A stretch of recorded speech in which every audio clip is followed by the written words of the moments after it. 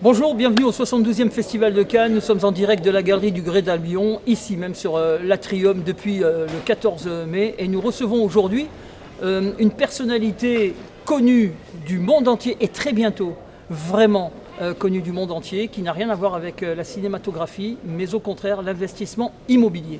Et j'ai le grand plaisir aujourd'hui de recevoir Diane Marcel. Diane.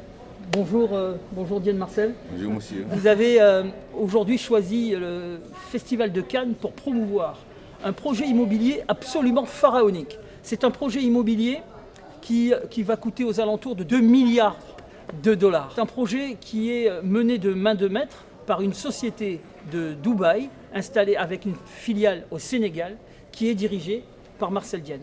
Alors Marcel Dienne, s'il vous plaît, dites-nous comment cette idée est venue de construire un projet aussi pharaonique au Sénégal. Il faut savoir qu'en 2050, il y aura 10 milliards d'habitants sur Terre. Et il faut savoir aussi qu'un jeune sur 3 vivra en Afrique. C'est la raison pour laquelle peut-être toute l'équipe de Summer Invest au Sénégal a choisi ce pays pour construire un projet pharaonique. Marcel Dienne va vous en parler beaucoup mieux que moi. Merci monsieur. En fait, comme vous l'avez si bien évoqué, l'idée de créer une ville futuristique au Sénégal, en l'occurrence le projet Diamniadio Lake City, nous est venu à travers un plan d'investissement, un programme qui a été établi par le gouvernement du Sénégal, qui s'appelle le plan Sénégal émergent, dont la vision a été initiée par le président, son Excellence Macky Sall. Donc ce plan, c'est pour objectif de faire du Sénégal un pays émergent à l'horizon 2035.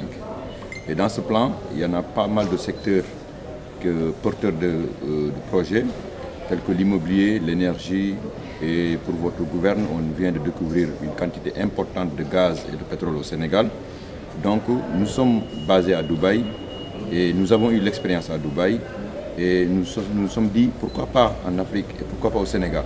Évidemment, pourquoi pas au Sénégal. Je pense qu'avec le gaz et le pétrole, votre projet va attirer les investisseurs du monde entier. Avez-vous eu, au début de votre idée, en tous les cas, au début de votre projet, des difficultés pour trouver des financiers? Je ne dirais pas non, mais je ne dirais pas aussi oui. Parce que comme vous le savez, tout un projet doit suivre la chaîne de valeur. Auparavant, nous avons bien étudié le projet, côté technique, mais côté financier. Et on a recruté pas mal de sociétés de renom dans le domaine de l'architecture, mais aussi de la finance. Donc ça a été bien étudié, bien calculé. Donc on a aussi pensé à capter les flux futurs de revenus de gaz et de pétrole. Mais aussi il faut savoir que bientôt les multinationales vont s'implanter pour l'exploitation, mais aussi pour l'opération de ces ressources minières. Donc à Dubaï, nous sommes basés, on a eu l'expérience avec les réserves minières, donc c'est notre dada, il n'y a pas de problème.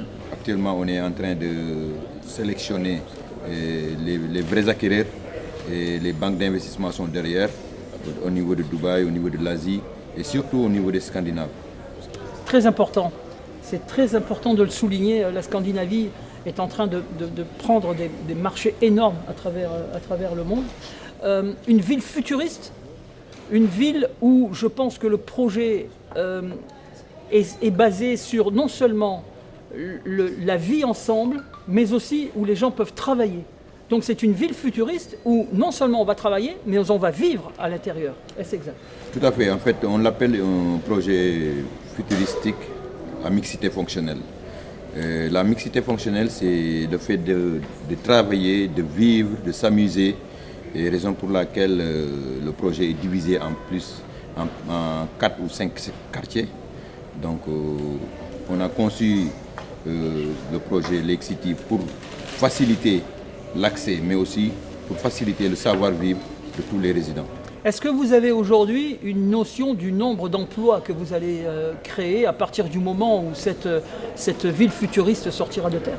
Tout à fait. Le nombre d'emplois générés présentement a été calculé à 45 000 emplois.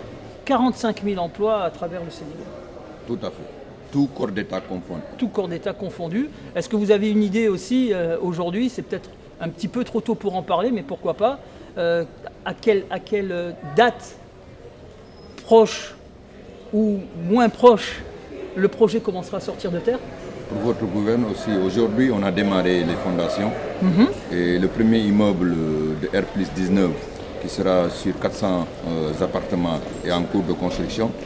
Et on a aussi lancé les travaux pour le lac artificiel.